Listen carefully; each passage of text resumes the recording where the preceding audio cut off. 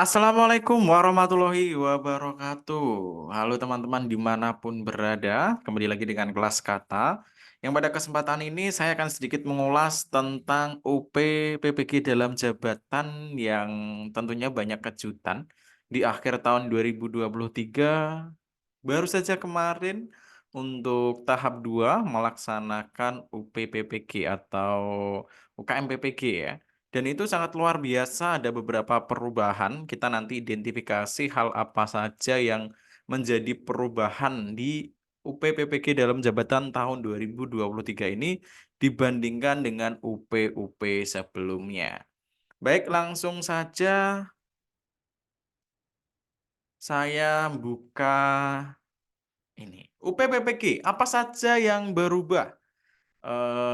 Dalam hal ini saya sudah mencari berbagai informasi terkait dengan apa sih yang berubah UP-PPG dalam jabatan tahun ini dibandingkan dengan UP-UP sebelumnya? Dan UP berikutnya itu bulan Februari apakah menggunakan kisi-kisi yang ini atau kembali lagi dengan kisi-kisi yang lama perlu menjadi perhatian karena saat ini juga teman-teman mungkin ada yang sedang berproses mengikuti PPG dalam jabatan untuk tahap ketiga, maka teman-teman harus prepare juga. Apa saja yang berubah di UP-PPG? Yang pertama adalah kisi-kisi tentunya. Di kisi-kisi mengalami perubahan. Kita buka saja ukmppg.kemdikbud.go.id. Di sini ada kisi-kisi SJT dan juga PCK. Kalau lihat website ini sih masih ada ini ya, masih ada kisi-kisi UP UKM PPG. Kalau kita buka ini masih mengacu pada kisi-kisi yang lama. Tetapi ketika kita buka yang kisi-kisi SJT dan juga PCK ini akan muncul tampilan seperti ini, di mana di sini ada keterangan SJT studi kasus perangkat pembelajaran video. Kiranya ini semakin diperjelas karena untuk UKM PPG itu kan dibagi menjadi dua ya, UP dan juga UKIN. Untuk UP-nya ada SJT dan juga studi kasus. Apa itu studi kasus? Nanti mungkin kita akan sedikit bahas untuk pembahasan lebih mendalamnya mungkin akan saya sampaikan di video lain ya. Jadi di sini untuk studi UP itu ada dua jenis, ada SJT dan juga ada studi kasus. Kalau kisi-kisinya di sini ada dua tadi ya, untuk SJT dan juga PCK. Ini totalnya ada 60 soal. Di sini kisi-kisinya mengalami perubahan ya. Baik. Selain kisi-kisi, tentunya yang berubah adalah jumlah soalnya. Kalau kita bandingkan di kisi-kisi sebelumnya itu kan ada 120 soal ya. Untuk kisi-kisi yang baru ini hanya ada 60 soal. Dan itu yang dihilangkan teknisnya sih. Sepertinya seperti itu. Jadi soal-soal teknisnya dihilangkan diganti soal SJT dan juga PCK. SJT itu mengarah ke soal-soal kepribadian. Jadi kalau kisi-kisi yang lama dulu soal kepribadian itu ada 20 soal ya. Kemudian di kisi-kisi baru ini cuma ada 10. Tetapi SJT-nya saya kira lebih mengarah ke pedagogik sih. Jadi konteks guru di dalam lingkungan kerja dan juga mengajar. Malah lebih ke mengajar. Mengajar dan juga interaksi dengan siswa. Jadi kemarin yang teman-teman baru saja UP itu merasa kok nggak ada SJT ya. Karena SJT-nya itu terimplisit seperti soal pedagogik. Jadi jumlah soalnya ada 60. Kemudian waktu pengerjaannya pun berubah. Dulu kalau kisi-kisi yang lama 120, kemudian waktu pengerjaannya kan 180 menit ya. Di kisi-kisi baru ini pengerjaannya 120 menit untuk 60 soal. Enak yang lama atau enak yang baru? Kita lihat dulu. Kalau di konteksnya ini enak yang baru karena perbandingannya satu soal 2 menit. Tetapi kalau soal kisi-kisi lama itu kan satu soal 1,5 ya, 1,5 menit atau 90 detik. Ya, kalau kita lihat sisi pengerjaannya enak di kisi-kisi baru karena satu soalnya ada mengerjakan waktu 2 menit. Kemudian ada dokumen studi kasus. Tadi saya menyampaikan ada dokumen studi kasus. Saya kira ini mempermudah kita sih, karena studi kasus itu yang nilai antara dosen atau guru pamong. Saya agak rancu masalah itu, apakah full dosen atau dosen plus guru pamong. Kemungkinan sih dosen plus guru pamong. Sehingga adanya studi kasus di UP itu saya kira bisa membantu perolehan nilai ketika teman-teman mengerjakan soal ini. Soal yang berjumlah 60 ini. Jadi kan mungkin nilai studi kasus digabung dengan nilai soal 60 itu digabung di rata-rata hasilnya berapa dan itu dikeluarkan menjadi nilai UP. Oke, untuk nilai sekian lulus gitu ya. Itu jadi adanya studi kasus mungkin sebagian besar aduh kok ada gini ya membuat lagi dan sebagainya. Tapi saya rasa itu kemurahan Kemdikbud untuk memberikan nilai kepada peserta PBG. Apalagi yang nilai kan dosen, teman-teman kuliah di LPTK. Apa iya dosen misalkan tega itu memberikan nilai studi kasus yang sangat rendah dan membebani untuk kelulusan teman-teman, saya kira kemungkinan kecil sih. Kemudian perubahan apa lagi? Semua mapel kisi-kisi sama. Ini ya, semua mapel kisi-kisinya sama. Tapi apakah soalnya sama atau berbeda? Saya kira agak berbeda.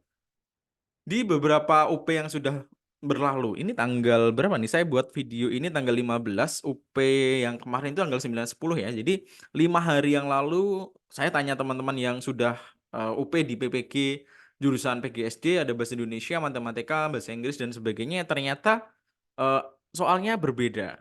Meskipun konsep pengerjaannya sama, tapi kalau 10 soal yang SJT itu semua mapel sama. Kayaknya semua mapel sama. Yang berbeda ini materi PCK-nya atau pedagogiknya. Meskipun pola pengerjaannya sama, misalkan di bahasa Indonesia KD-nya KD bahasa Indonesia kan. Sedangkan di materi IPA ya KD-nya KD matematika, di KD IPA. Di mapel matematika ya KD-KD-nya matematika. Indikatornya indikator matematika. Meskipun ada sebuah KD diminta untuk membuat indikator, itu pola pengerjaannya sama di semua mapel sama. Berikutnya soal aplikatif bacaan lebih panjang. Ini yang saya rasa oke, satu soal 2 menit, tetapi juga ternyata ada ruginya karena beberapa teman yang sudah UP kemarin benar-benar matanya lelah karena bacaannya begitu panjang, full satu screen. 2 menit dirasa menjadi waktu yang cepat berlalu, 2 jam itu dirasa cepat berlalu banget, bahkan ada teman-teman yang merasa kurang karena bacaannya panjang-panjang.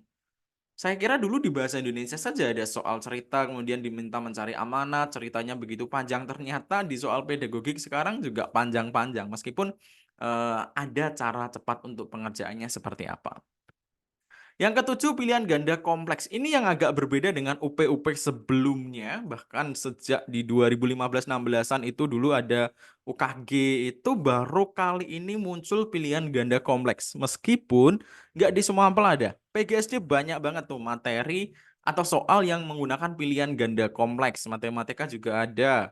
Tapi di bahasa Indonesia kemarin tuh nggak muncul pilihan ganda kompleks. Saya di peserta bimbel saya menyampaikan, Pak, pilihan ganda semua, ABCDE semua, nggak ada pilihan ganda kompleks. Baik, saya sudah merangkum dari berbagai informasi soal SJT dan juga tipe soal PCK-nya seperti apa sih gitu. Langsung saja coba saya sajikan soal pertama yang bisa dijadikan referensi bagi teman-teman. Bu Fatma adalah guru bahasa Indonesia. Ini sampelnya saya menggunakan mapel bahasa Indonesia ya. Pada pembelajaran teks laporan hasil observasi, yang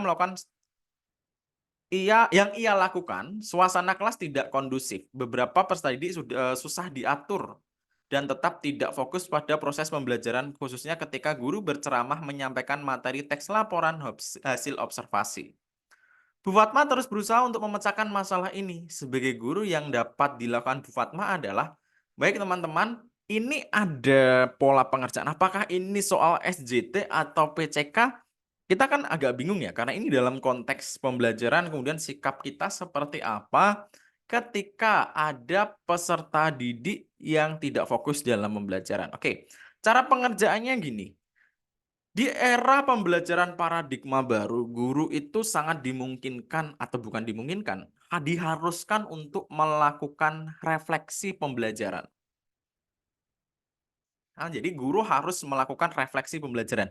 Dan ketika menjumpai peserta didik tidak fokus, kemudian ramai, susah diatur dan sebagainya, pastikan kalau dalam konteks itu pembelajaran, guru harus reflektif banget. Itu adalah kesalahan guru. Saya kasarnya menyampaikan seperti itu. Maka kita cari jawaban. Menerapkan metode belajar dengan berkelompok menjadikan peserta didik yang susah diatur sebagai ketua kelompok. Ini terlalu judgement banget ya. Terlalu, oke, kamu bersalah, kamu jadi ketua kelompok. Tidak bisa seperti itu. Apa iya pemilihan ketua kelompok berdasarkan sikap negatif yang ia lakukan ya? Tentunya menimbulkan dampak negatif juga kalau ini. Jadi pilihan A ini nggak bisa dilakukan. Berkomunikasi dengan orang tua nggak usah dilanjutkan, ini pasti salah. Kenapa? Ini dalam konteks pembelajaran, ada siswa rame, siswa tidak fokus, kita lapor ke orang tua. Yang nggak bisa, pembelajaran ini tanggung jawab saya, tanggung jawab guru. Kalau orang tuanya paham, mungkin loh ini tanggung jawab ibu. Saya sekolah anak-anak di situ untuk pembelajaran, untuk dididik atau dibelajarkan sama ibu gitu. Ini siswa rame malah dilaporkan ke orang tua. Ya mungkin saja membutuhkan kerjasama, tapi dirasa ini bukan menjadi sebuah opsi yang bisa dipilih. Mengajar dengan penuh ketegasan, mengedepankan prinsip manajemen sesuai kinerja peserta didik dan yang dapat membuat peserta didik lebih tertantang di setiap aktivitas. Adanya pemberian reward dan hukuman di pembelajaran paradigma baru itu menjadi sebuah hal yang dikesampingkan. Artinya ya saya bisa mengatakan tidak dipakai lagi. Jadi nggak bisa dengan pemberian reward atau punishment seperti ini nggak bisa dilakukan. Mengajar dengan penuh ketegasan melalui vokal lantang, mobilitas tinggi sehingga menjangkau seluruh ruang kelas sehingga peserta didik dapat lebih disiplin. Oke. Penyajian pembelajaran, ini kita lihat fokusnya dulu sih di sini. Fokusnya itu kesalahan ada di peserta didik atau di guru. Tapi dalam konteks pembelajaran tadi ketika ada pembelajaran bermasalah, ya guru harus reflektif mengakui bahwa itu adalah kesalahan guru. Diperjelas di sini. Ketika menjelaskan materi teks laporan hasil observasi, gurunya menggunakan teknik apa? Ceramah. Teknik ceramah itu nggak inovatif banget kan? Sehingga jelas kalau di ilustrasi ini kesalahan dari sisi guru, maka nggak bisa dengan mengeraskan vokal saja nggak bisa. Maka jawaban yang tepat ini, memilih metode diskusi yang membuat peserta didik berkontribusi aktif dan menggunakan media yang menarik dan inovatif dan memperagakan keterampilan tertentu yang harus dikuasai peserta didik. Artinya pembelajarannya diubah, diskusi yang lebih kontribusi. Ada siswa berkontribusi. Media yang menarik untuk meningkatkan daya tarik siswa, inovatif juga. Jadi ini guru, oke aku salah, saya perbaiki dari sisi metode, media. Ya, cara pembelajarannya di sini. Jadi jelas banget kalau ini jawabannya adalah E. Ini soal ini meskipun konteksnya adalah materi teks laporan hasil observasi di mata pelajaran Bahasa Indonesia, tapi semua konteks bisa. Mapel matematika, mapel PGSD, dan sebagainya bisa pola pengerjaannya seperti ini. Oke, kita lanjut ke soal berikutnya. Anda melakukan pembelajaran teks eksplanasi dengan model inquiry, dengan tujuan agar peserta didik mampu melakukan penyelidikan fenomena alam. Saat proses pembelajaran, dari penilaian saat proses, Anda menemukan peserta didik dalam kelompok 3 dan 5 mengalami kesulitan dalam melakukan analisis teks eksplanasi. Hal tersebut menghambat penyelidikan mereka, sementara waktu yang tersisa tinggal 45 menit. Tindakan Anda adalah A. Beralih ke model pembelajaran diskusi, mendiskusikan ciri, struktur, dan kaidah kebahasaan teks eksplanasi berdasarkan sumber bacaan buku dari internet.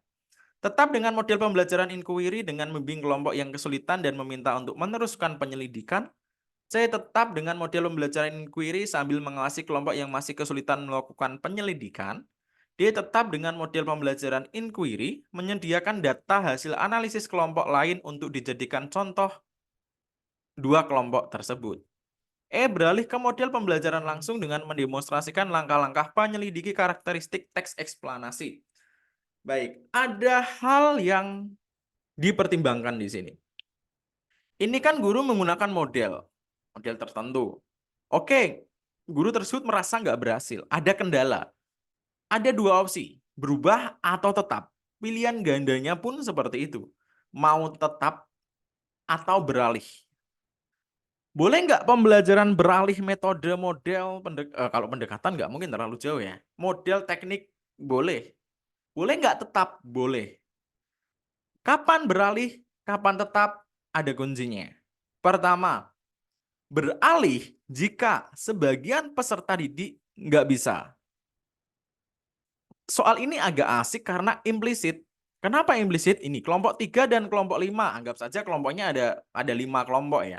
Yang nggak bisa berapa? 2 dan 3. Oke, berarti ada 2 ya kelompok yang nggak bisa. Sisa kelompoknya berapa? 3. Berarti lebih banyak yang bisa atau nggak bisa? Lebih banyak yang bisa kan? Ada 3 kelompok, yang nggak bisa hanya 2. Ini seperti konsep pelaksanaan remedial. Ketika siswa yang belum tuntas di atas 50%, maka pembelajaran gagal harus diulang. Kalau lihat konteks ini, karena yang berhasil atau yang bisa lebih banyak, sedangkan yang kesulitan cuma ada 2 kelompok, maka kita nggak bisa mengkategorikan inquiry ini pembelajaran yang gagal. Jadi opsi beralih, saya bisa pastikan salah. Pertama itu. Kedua, diperjelas lagi. Kalau sisa waktu tinggal 45 menit. Beda konteks ya. Sisa waktu masih 45 menit atau sisa waktu tinggal 45 menit. Itu kalau dalam konteks tata bahasa memiliki keberbedaan makna. Masih dan tinggal. Ya artinya waktunya sedikit. Tidak memungkinkan untuk peralihan model. Ya, jadi kapan tetap, kapan beralih? Beralih ketika lebih banyak yang tidak berhasil atau mengalami hambatan, oke, beralih model. Dengan catatan waktu cukup. Kapan tetap? Oh, lebih banyak yang bisa. Lanjutkan. Kendala diatasi. Jadi kita eliminasi dulu. A nggak mungkin beralih. E nggak mungkin beralih. Pasti tetap. Kemudian setelah tetap apa? Nggak mungkin D. Malah 2 kelompok itu diberikan contoh dari hasil analisis kelompok lain. Ya, ini nama saja mencontekkan. Guru mencontekkan gitu. Nggak bisa. C mengawasi kelompok yang masih kesulitan melakukan penyelidikan, hanya diawasi saja, nggak ada tindakan dari guru, ya tetap mereka akan mengalami mengalami hambatan, mereka nggak akan berhasil melakukan analisis. Jadi yang paling mungkin tetap B, membimbing kelompok yang kesulitan, 2 kelompok kan, dan meminta untuk meneruskan penyelidikan. Dibimbing setelah mereka bisa, lanjutkan ya penyelidikannya, karena memang modelnya inquiry, tujuannya tetap melakukan penyelidikan. Dibimbing untuk mereka bisa melakukan penyelidikan. Jadi jelas banget kalau soal ini jawabannya adalah yang B ini teman-teman. Gitu cara pengerjaannya. Kita lanjut soal. Ada berapa soal lagi? Oh, ini ada iklan dulu teman-teman. Bagi teman-teman yang saat ini sedang PPG dalam jabatan tahap 3, nanti UP bulan Februari ya, yang membutuhkan teman belajar, panduan atau butuh tentor untuk belajar, bukan tentor, saya menyebutnya kalau di bimbel itu lebih ke arah belajar bersama ya. Silahkan teman-teman, saya membuka di kelas kata membuka untuk bimbel UPPPG dalam jabatan tahap 3 yang UP nanti bulan Februari. Pembelajaran dimulai Desember ini untuk kelas pertama masih dibuka. Silahkan daftar, untuk biayanya 136.000 dan ini bayar sekali dibimbing sampai lulus ya. Jadi ini misalkan nanti kemungkinan terburuk teman-teman ujian besok Februari ternyata belum lulus, nanti belajar lagi, nggak usah ada biaya lagi, kita belajar bareng lagi sampai lulus. Silahkan untuk pendaftaran WA saja ke 085940654277. Dan ini udah menggunakan kisi-kisi yang baru ya, materinya SJT dan juga PCK, nanti saya pandu juga untuk persiapan UKIN dan proses pembuatan studi kasus. Silahkan join belajar bersama kelas kata. Oke, tadi saya menyampaikan, oh iya ya, saya lupa menyampaikan bahwa perubahan di sini tadi ada pilihan ganda kompleks. Tadi udah saya sampaikan belum ya? Pilihan ganda kompleks. Jadi ini ya, pilihan gandanya bisa dipilih lebih dari satu. Contoh soalnya seperti ini.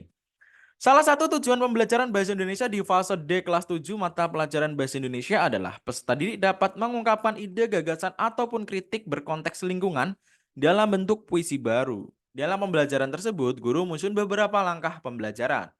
Berikut ini langkah pembelajaran yang tidak sesuai dengan tujuan pembelajaran tersebut adalah kalau teman-teman memang menemukan soal yang pilihan gandanya ini ya, kotak-kotak seperti ini tuh bisa dipilih lebih dari satu ya. Dan ini nanti teman-teman, karena yang ditanyakan yang tidak sesuai ya, tinggal centang-centang aja. Kita coba.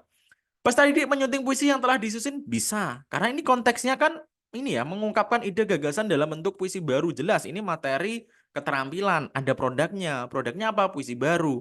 Oh, setelah dibuat ada penyuntingan. Oke, bisa. Peserta didik ini nggak bisa dicintang karena pertanyaannya kan tidak. Berikutnya, peserta didik mengamati lingkungan di sekitar sekolah. Oke, karena konteksnya lingkungan ya. Jadi bisa. Peserta didik menyimak penjelasan ciri-ciri puisi baru melalui video. Baik, konteksnya kan ini materinya kan sudah puisi. Membuat puisi, sederhananya seperti itu ya. Apakah harus dijelaskan pengertian puisi, ciri-ciri puisi, dan sebagainya? Ya nggak usah, itu pasti sudah ada di pertemuan sebelumnya. Nggak mungkin dalam satu pertemuan, ini penjelasan puisi, ciri-ciri puisi, ini kaidah kebahasaannya, ini kemudian langsung disusun puisi. Nggak bisa seperti itu. Pasti kalau KD-nya atau di sini kompetensinya adalah menulis puisi, ya full menulis saja. Kalau materi teknik-teknik menulis puisi masih mungkin masih bisa masuk. Tapi kalau penjelasan terkait dengan ciri-ciri puisi baru ini sudah nggak bisa. Pas tadi mencari ide penulisan puisi, iya karena itu menulis puisi ya. Pas tadi menemukan kata yang berkaitan dengan objek yang dipilih, oke berarti ini mungkin metodenya ini ya, sambung kata atau belanja kata bisa. First tadi merangkai kata-kata dalam bentuk kalimat indah. Oke, ini juga tahapan dalam menulis puisi. Jadi kalau yang tidak sesuai berarti cuma ini kan, ini dicentang di sini. Kalau ada yang nggak sesuai lagi lebih dari satu berarti centangannya ada dua dicentang lagi. Dan ini kebetulan yang tidak sesuai cuma satu, berarti cuma ini saja yang dicentang. Dicentang atau diklik? Kayaknya diklik aja sih, tombolnya nggak centang. Gitu. Ini yang dimaksud dengan pilihan ganda kompleks. Bisa dipilih lebih dari satu. Baik, soal terakhir dalam video ini karena saya masih punya banyak referensi soal tapi mungkin saya sampaikan di bimbel ya. Jadi teman-teman yang membutuhkan referensi soal silahkan gabung di bimbel saja. Guru Bahasa Indonesia membelajarkan memproduksi teks puisi. Guru memutar tayangan video tentang cara menulis puisi. Siswa mengisi LKPD kemudian mendiskusikan dalam forum kelas. Siswa menulis puisi sesuai dengan arahan guru. Menurut paparan di atas, saran penggunaan media pembelajaran guru yang sesuai adalah pertama, soal ini aslinya simpel. Kita harus eliminasi dulu. Teman-teman silahkan berikan fokus yang tinggi terhadap pertanyaan terakhir. Saran penggunaan media. Yang nggak ada media contohnya apa? Sebaiknya guru langsung meminta siswa nulis puisi, kemudian guru menyunting dan siswa memperbaiki puisi tersebut. Loh, di sini nggak ada medianya sama sekali yang dibahas. Ini cuma metodenya. Berarti jelas salah kan? A. Sebaiknya guru menggunakan tayangan video kekinian yang lebih bervariasi agar lebih mengembangkan berbagai nilai akhlak mulia. Loh, apa hubungannya akhlak mulia dan juga video kekinian? Tujuannya kalau mendapatkan ide dalam rangka menulis puisi sih bagus, tapi kalau ini nilai-nilai akhlak ya enggak sih. Apalagi di sini nggak ada keterangan videonya ya. Oh, videonya cara menulis puisi juga nggak bisa sih. Berikutnya, penggunaan media video kurang tepat. Lebih baik guru menggunakan media sambung kata yang merangsang siswa dalam memilih kata penulisan puisi. Sambung kata itu media nggak sih? Atau itu metode atau teknik? Bukan ya. Sambung kata itu teknik pembelajaran. Jadi nggak mungkin, oh sambung kata kok media? Dia jelas salah. Nggak ada medianya sama sekali malah kalau sambung kata. Jadi nggak mungkin ini. Penggunaan media berupa tayangan video kurang sesuai dengan kompetensi yang harus dikuasai siswa. Lebih baik menggunakan benda konkret yang dapat merangsang imajinasi siswa. Ini jawabannya bagus nih. Jadi menggunakan benda konkret, harusnya kan video, kalau video tentang alam dan sebagainya bagus, kemudian siswa menulis untuk mendapatkan ide atau imajinasi ya. Tapi di sini malah videonya cara menulis puisi. Jadi dia ini benar banget menggunakan benda konkret supaya merangsang imajinasi siswa. Nah, ini dalam pembelajaran saya pernah.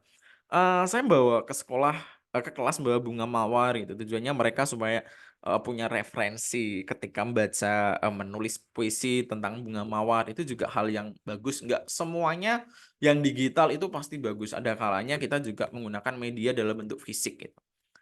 Penggunaan media berupa tayangan video kurang sesuai dengan kompetensi yang harus dikuasai siswa. Lebih menggunakan media permainan. Loh, permainan itu bukan media juga. Permainan itu teknik permainan, bukan media. Masuk media PBL itu kan nggak mungkin. Itu metode. Media apa ceramah itu juga nggak mungkin. Yang media itu adalah sesuatu hal yang dalam bentuk fisik. Fisik itu digital atau fisik yang dapat membantu proses pembelajaran. Kalau ini kan rangkaian hal yang dilakukan siswa. Jadi jelas bukan ini. Yang mengkritik media itu D. A juga, tetapi A nggak berkaitan dengan menulis puisi. Jadi fix banget kalau ini jawabannya adalah yang D ini teman-teman. Nah, itu tadi berbagai contoh soal untuk referensi teman-teman, soal SJT dan juga soal PCK yang muncul, dan itu prediksi saya muncul berdasarkan informasi dari berbagai pihak, saya berselancar di dunia maya juga, beberapa soal itu pola pengerjaannya seperti itu. Terima kasih telah menyimak video ini. Kita jumpa di lain kesempatan dengan video-video pembahasan soal-soal PPG yang lain. Terima kasih telah menyimak video ini. Doa terbaik teman-teman PPG-nya lancar dan juga nanti UP bisa lulus. Saya akhiri. Terima kasih dan salam kelas kata.